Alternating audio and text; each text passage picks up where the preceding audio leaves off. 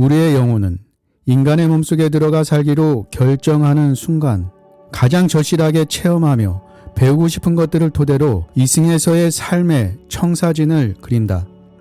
이 청사진 속에는 부모와 가족의 유형에서부터 어린 시절의 모습, 직업, 건강, 경제력, 성적 기후, 결혼, 자식, 수명에 이르기까지 모든 것들이 들어있다. 그리고 배울 것이 가장 많다고 여겨지는, 그래서 이승에 있는 동안 특히 더 많은 시련을 겪게 될 영역, 즉 선택 라인도 결정한다. 오늘은 세계적인 영매 실비아 브라운이 전하는 영혼과 저편의 또 다른 차원의 비밀에 대해 공부해 보겠습니다. 이 세상이 행복해지는 저 세상 이야기, 실비아 브라운 지음, 박윤정 옮김, 현재 절판된 책입니다.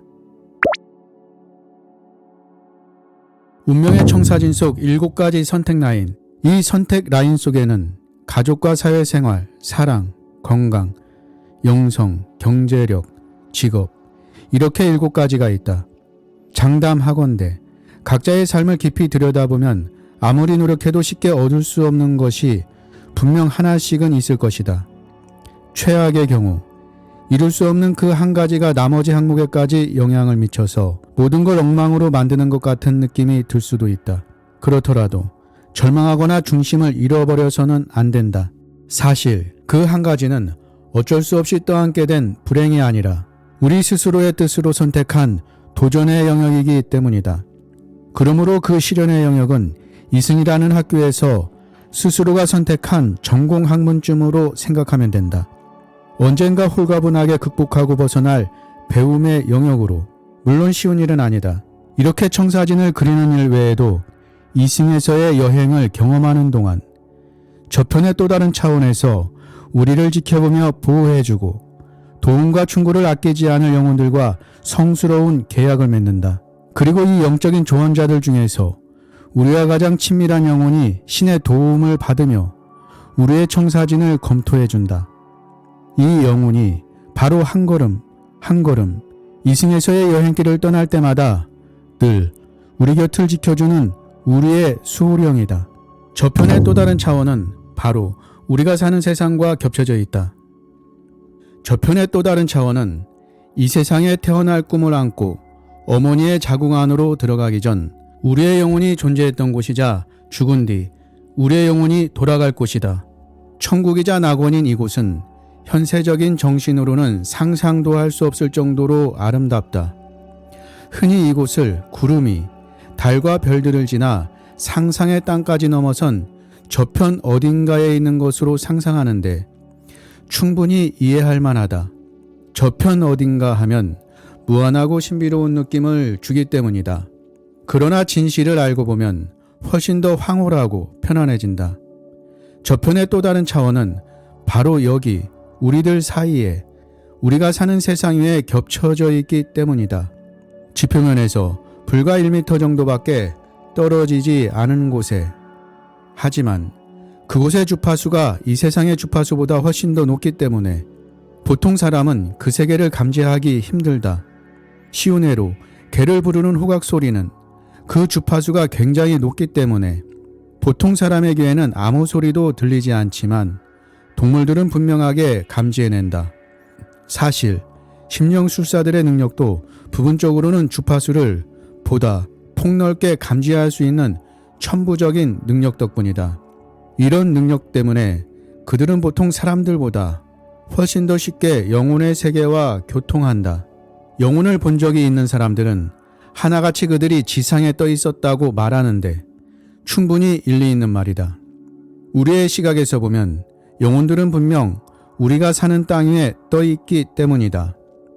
하지만 영혼들의 세계, 저편의 또 다른 차원에서 보면 그들은 지상이 아닌 지표면에 굳건히 발을 붙이고 있다.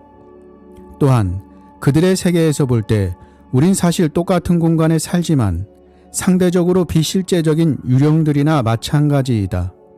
영혼의 세계에서만이 비로소 모든 존재들이 완전하게 살아있을 수 있기 때문이다. 저편의 차원에서 시공간의 개념은 우리와 다르다. 이승에 살고 있는 우리들은 시간과 공간이라는 성가신 현세적 차원의 법칙에 묶여 있다. 늦은이나 꽉 들어찬 혹은 교통체증이나 떠밀리는 같은 개념이 생긴 것도 다 이런 시간과 공간의 법칙 때문이다.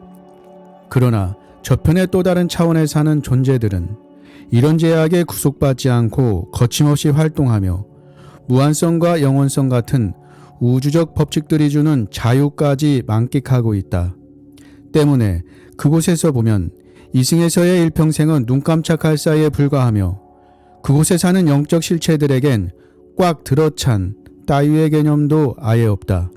그곳에서는 배를 쑥 들이밀지 않고도 한꺼번에 수백 명씩 편안하게 엘리베이터를 탈 수 있기 때문이다. 게다가 저편의 또 다른 차원에서는 모든 존재들이 30의 나이로 살아간다. 이는 또 얼마나 기대되는 일인가? 2살에 죽든 9살에 죽든 누구나 그렇게 될 수 있다. 프란신이 처음으로 이 사실을 가르쳐 주었을 때 난 이렇게 물었다. 왜 하필 30살이지? 그러자 프란신은 도리어 왜? 그러면 안 돼? 하고 반문했다. 대화는 이것으로 끝났지만 추측건대 일반적인 개체로선 30이란 나이가 선택하기에 가장 좋은 신체적 나이이기 때문인 것 같다. 우리 역시 30이란 나이에 그곳에 간다면 자신의 몸에 대해서 가장 편안한 느낌을 가질 것이다. 영혼들은 이승을 방문할 때 사람들이 그들을 보다 쉽게 알아볼 수 있도록 이승에 어울리는 모습을 취할 수 있다. 그러나 저편의 또 다른 차원에서는 30의 나이는 물론 키에서 몸무게, 머리색에 이르기까지 모든 신체적 특성들을 마음대로 선택할 수 있다. 하지만 혹 모르고 있는 분들을 위해 한 가지 분명하게 짚고 넘어갈 것이 있다. 저편의 또 다른 차원과 그곳과 이곳에서의 삶의 차이점을 설명하기 위해 나는 지금까지 우리와 그들이라는 대명사를 사용했다. 하지만 과거의 우리들 역시 여러 번 그들과 같은 존재로 살았으며 이승에서의 삶을 끝마치고 나면 다시 그들 속에 합류하리라는 사실을 분명하게 깨달아야 한다. 지금 여기에 살고 있는 우리들과 저편의 또 다른 차원에 사는 존재들 모두 똑같은 완전체의 일부분, 신께서 창조하신 하나의 완벽한 천을 이루는 시줄과 날줄인 것이다. 단지 영원한 안식처를 찾아가는 영혼들의 즐거운 순환, 죽음이라는 자연스러운 전이 과정에 의해 잠시 떨어져 있는 것일 뿐. 저편, 영원한 안식처의 아름다운 풍경들과 동물들, 영혼들의 창조적 활동들. 영원한 안식처는 몽실몽실 피어있는 하얀 구름의 바다나 파란 하늘보다 훨씬 더 웅장하고 복합적인 모습을 띠고 있다. 커다란 산과 대양, 드넓은 정원, 푸른 숲 등이 끝없이 이어져 있다. 이승에서 볼 수 있는 모든 자연의 경이들이 똑같이 존재하지만 비교할 수 없을 정도로 훨씬 더 아름다운 모습을 하고 있다. 거기다 근사한 디자인의 다양한 건물들이 이런 풍경을 더욱 돋보이게 만들고 있다. 집들은 모든 영혼들의 개인적 취향에 맞게 디자인되어 있어서 웅장한 빅토리아식 대저택과 소박한 통나무 오두막, 측지학돔이 옹기종기 이웃하고 있다. 뿐만 아니라 지구에 사는 동물이란 동물은 모두 있다. 신의 가장 완벽한 창조물들 사이에서 조금의 두려움이나 공격성도 없이 순수하고 천진난만한 본래의 모습대로 충분한 존중과 보살핌을 받으며 신나게 뛰어놀고 있다. 동물들이 없다면 솔직히 이곳에 가고 싶은 마음이 털끝만큼도 안 생길 것이다. 저편의 또 다른 차원에 사는 존재들이라고 온종일 하프나 뜯으며 뒹굴뒹굴 시간을 죽이지는 않는다는 사실을 알게 되면 여러분 역시 나만큼이나 마음이 놓일 것이다. 사실 이곳에 사는 영혼들은 활기차게 부지런히 움직인다. 이런 그들을 두고 죽은 자라고 하다니 솔직히 좀 우습다는 생각이 든다. 우리도 언젠가는 그렇게 죽을 텐데 말이다. 그들은 공부하고 일하며 열심히 연구한다. 그러나 물론 스스로가 기꺼이 선택해서 하는 일이다. 또한 파티와 춤, 음악, 스포츠, 패션쇼, 강연 같은 사회활동도 신나게 즐긴다. 말 그대로 각자의 성향에 맞게 어떤 것이든 선택할 수 있도록 모든 것들이 마련되어 있다. 예술이든 취미활동이든 공예든 야외활동이든 이승에서 할 수 있는 일이라면 무엇이든 이곳에서도 할 수 있다. 그것도 더할 나위 없이 즐겁고 신나게. 때문에 권태나 외로움, 따분함 같은 말들은 아예 존재하지도 않는다. 특히 더 놀라운 사실이 하나 있는데 그곳에 사는 존재들 역시 의약품에서부터 멋진 그림과 음악, 철학, 획기적인 과학적 발견에 이르기까지 모든 것들을 창조해낸다는 점이다. 게다가 그들은 이런 창조물들을 구체화시킬 수 있는 기술과 도구, 열정을 가진 지상의 사람들에게 미묘한 텔레파시로 그 내용을 전송하기도 한다. 어떻게 지구 반대편에 아무 상관없는 사람들이 동시에 중요한 인도주의적 영감을 얻을 수 있는 걸까? 하는 궁금증이 있었다면 이제 그 이유를 분명히 알았을 것이다. 자신들의 놀라운 창조물들이 이곳 지상에서도 충분한 관심의 대상이 되기를 바라는 저편의 염원 때문이라는 것을. 그렇다고 비약적인 발견을 하는 몇몇 천재적인 사람들의 공로를 하찮게 생각할 이유는 없다. 우리가 그들의 신적인 영감을 갈구하는 것처럼 그들 역시 자신들의 소임을 실행시켜줄 재능이 있고 열정적인 일꾼을 필요로 하기 때문이다. 우리는 이미 신인데 왜 진화하고 다시 태어나야 하는가? 영적인 실체들 사이에서는 텔레파시가 가장 일반적인 의사소통 수단이다. 하지만 모든 언어들이 다 통용되고 있기 때문에 음성 언어를 통한 의사소통 역시 쉽게 이루어진다. 그들처럼 우리 역시 저편의 또 다른 차원에 도착하는 순간 모든 지식들을 한 번에 습득하게 될 것이기 때문이다.